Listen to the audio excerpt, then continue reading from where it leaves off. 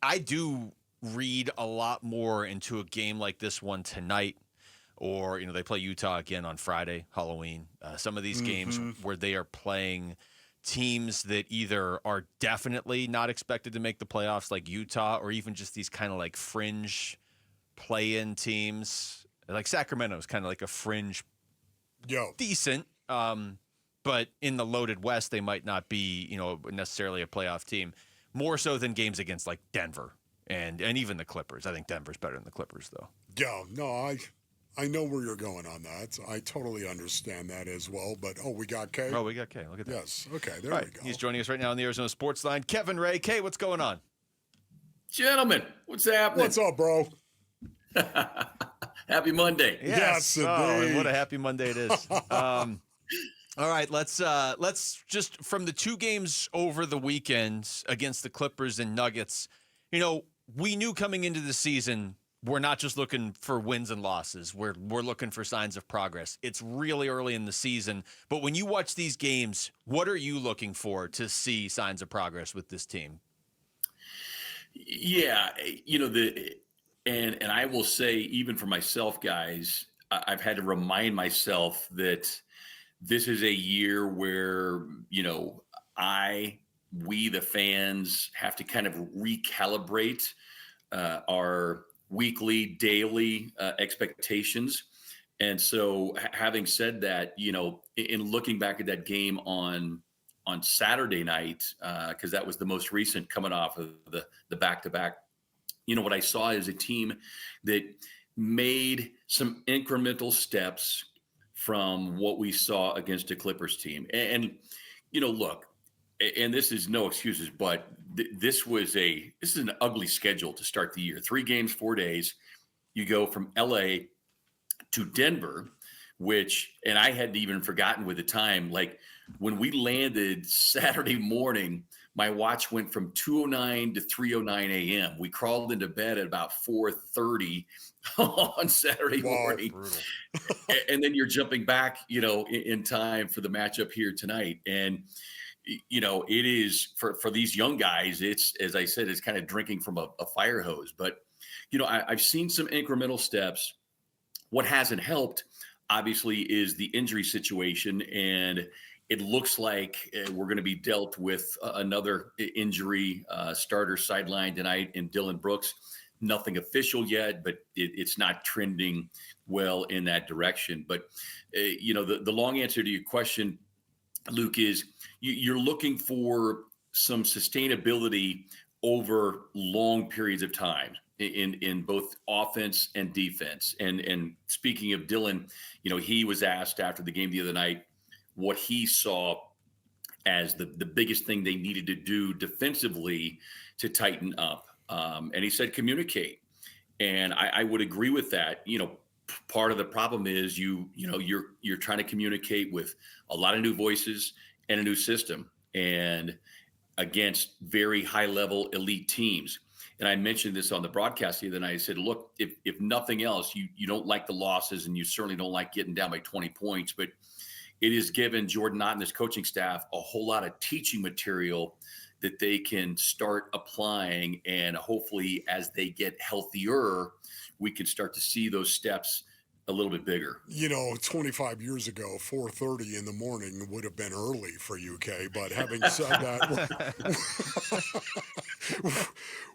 were you disappointed in anything? And if you are disappointed in anything in the first 3 games, what is it?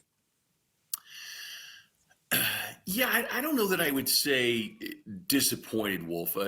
Again, we've had a great run over the last 4 years, Yeah. and as ugly as last season was, you still felt like on a nightly basis you had a chance to win just based on personnel, right? But having said that, you still don't ever want to go into a game feeling like, man, there's no shot at winning this. But so I don't know that there's anything that I would say that I'm disappointed in. I think they've continued to show the fight. They made a couple of 2 or 3 runs the other night against Denver. And, keep in mind, they were the home opening opponent for both LA and Denver. And you guys know and felt that energy for the Suns. So fortunately, tonight is not a home opener for Utah. So that's the one plus. But I don't know that there's anything that I've been disappointed in. Much of what I have seen was largely to be expected. Saw some flashes. I think the one thing that has been a little frustrating has been the level of turnovers. But like defense, I think part of that is you've got a new offense, you've got a lot of new faces, and with Book, I know he is averaging a career high 6 turnovers through the first 3 games. But I think a lot of that is him trying to play somewhere between facilitator and score. So I fully expect those numbers to go down as well. Talking to Suns play-by-play guy Kevin Ray. Kay Wolf and I were talking about this earlier. A game like tonight against Utah, where on paper this is one of the few matchups on paper people are going to look and say, "Oh, you're probably better than Utah," or at least it's close. I read more into games like this than I do maybe against Denver. Yeah, you can't read maybe a lot into any one game this early in the season. But how much do you look at a game like tonight where you're playing a team that isn't expected to make the playoffs to see this as an opportunity for the Suns to grab a win and try to find some positivity to build this team around?